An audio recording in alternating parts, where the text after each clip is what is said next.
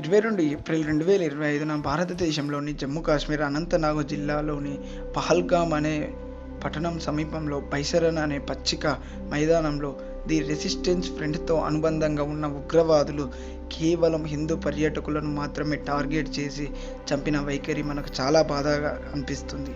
అయితే దీనికి ప్రతిచర్యగా Indian government ఎలాంటి యాక్షన్ తీసుకుంటుంది, లేదా ఇజ్రాయెల్ పాలస్తీనా మీద చేసిన వైఖరి లాగానే మన ఇండియన్ గవర్నమెంట్ కూడా నడుచుకుంటుందా? అసలు ఇజ్రాయెల్ దేశం పాలస్తీనా పైన ఎలాంటి వైఖరిని నడుచుకున్నదో చూద్దాం రండి. అయితే ముందుగా మనం ఇజ్రాయెల్ దేశం యొక్క పూర్వాన్ని తెలుసుకుందాం. 2000 సంవత్సరాల క్రితం యేసుక్రీస్తు వేసినది యూదులు. అయితే యూదులు అనేది ఒక ప్రత్యేకమైన ప్రాచీన తెగ. వీరు తర్వాత జరిగిన పరిణామాల కారణంగా వారు కనబడినట్లుగానే చంపివేయబడ్డారు. దీనితో వారు తమ ప్రాంతం వదిలి ప్రాణరక్షణ కోసం ప్రపంచ నలుమూలలకు పారిపోయారు. ఎక్కడికి వెళ్ళినా అక్కడ అదే విధంగా ప్రాణాలు కోల్పోయేవారు. మన దేశానికి వచ్చి వాళ్ళు మాత్రమే సురక్షితంగా బ్రతికి తమ జాతిని కాపాడుకున్నారు. ఈ విధంగా 2000 సంవత్సరాలు తమకంటూ ఒక దేశం లేకుండా, ఒకరికొకరు సంబంధాలు లేకుండా ప్రపంచం నలుమూలల ప్రాణాలు అరచేతిలో పెట్టుకొని బ్రతికిన యూదులు 1948లో అమెరికా, బ్రిటన్ సహాయంతో తిరిగి తమ ప్రాంతానికి వెళ్ళి ఇజ్రాయిల్ అనే దేశాన్ని ఏర్పాటు చేసుకున్నారు. ప్రపంచంలోని అతి చిన్న దేశాలలో ఇజ్రాయిల్ దేశం ఒకటిగా మారింది. వైశాల్యం కేవలం 20,300 చదరపు కిలోమీటర్లు మాత్రమే. అంటే మన ఆంధ్రప్రదేశ్లోని అనంతపూర్ జిల్లా అంత పరిమాణం. ఆ ఎడారిలో వారు ఆర్నిశలు శ్రమిస్తూ తమ దేశాన్ని రాజధానిగా నిర్మించుకోవడానికి చుట్టూ ఉన్న 7 అరబు దేశాలు దాడి చేసేవి. ఈ దాడులను, యుద్ధాలను ఎదుర్కొంటూనే తమ పౌరులను బలిదానాలు చేస్తూ 70వ దశకం చివరి కల్లా, అంటే కేవలం 30 సంవత్సరాలకే శత్రు దుర్భేద్యంగా తయారయ్యాయి. దానితో ఇక తమ వల్ల కాదని అరబులు ఉగ్రవాదులను ఉసిగొల్పుతూ పరోక్ష యుద్ధం మొదలుపెట్టేవారు. 90వ దశకం చివరి కల్లా ఎక్కడ ఏమాత్రం అనుమానం వచ్చిన నిమిషాల్లో ఉగ్రవాదులను ఏరి పారేస్తూ దేశాన్ని విస్తరించుకుంటూ పోయారు. ఆ తర్వాత ఆ దేశం వైపు చూడడం కాదు కదా, కనీసం కలలో కూడా హాని చేసే తలంపు కూడా రాకుండా శత్రువులను చీల్చి చెండాడారు.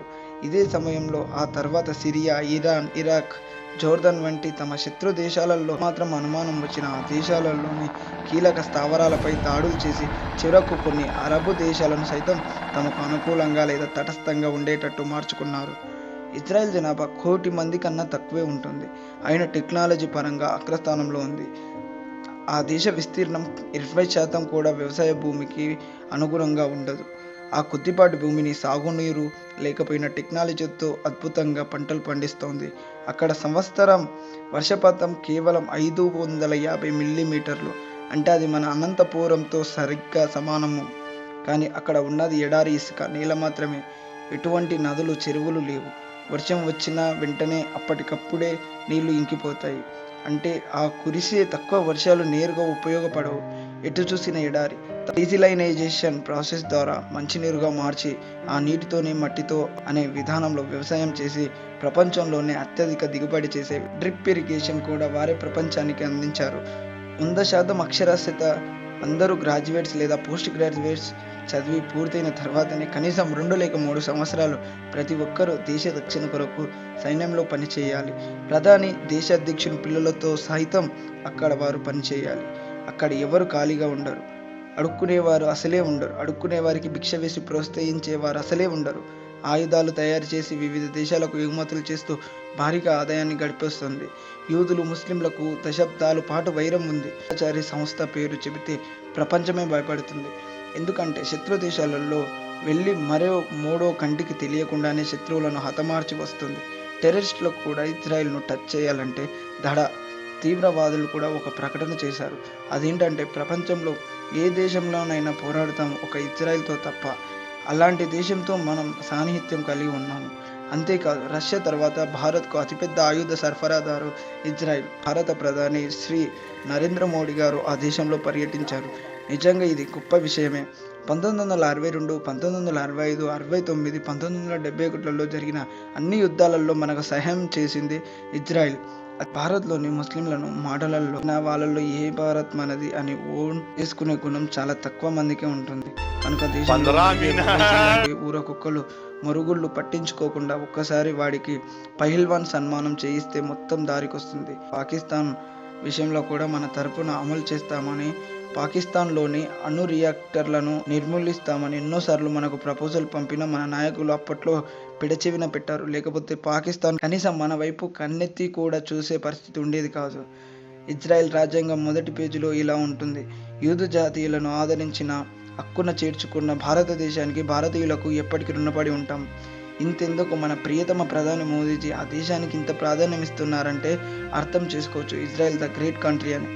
ప్రతి యూదు జాతీయుడు తన మొదటి సంపాదనతో కానీ లేక జీవితంలో ఎప్పుడైనా తప్పకుండా భారతదేశానికి వచ్చి ఇక్కడి నేలను తాకి ముద్దాడి తమ దేశంలో సమానంగా భారత్కు రుణపడి ఉంటామని కృతజ్ఞతలు చెప్పుకొని వెళ్తాడు. ఇక్కడి మట్టిని భద్రంగా తీసుకెళ్లి తమ పిల్లలకు భారతదేశం, యూదు జాతీయులు చేసిన సహాయం, భారత్ గొప్పతనం గురించి వివరించి చెప్తారు. యూదు జాతీయుడు భారతదేశాన్ని సందర్శించాలని ఆరాటపడతాడు. నెహ్రూ మోచేతి నీళ్లు తాగి మన చరిత్ర రాసిన కమ్యూనిస్టులు యూదులకు భారతీయులకు ఉన్న బంధాన్ని మరుగున పెట్టారు.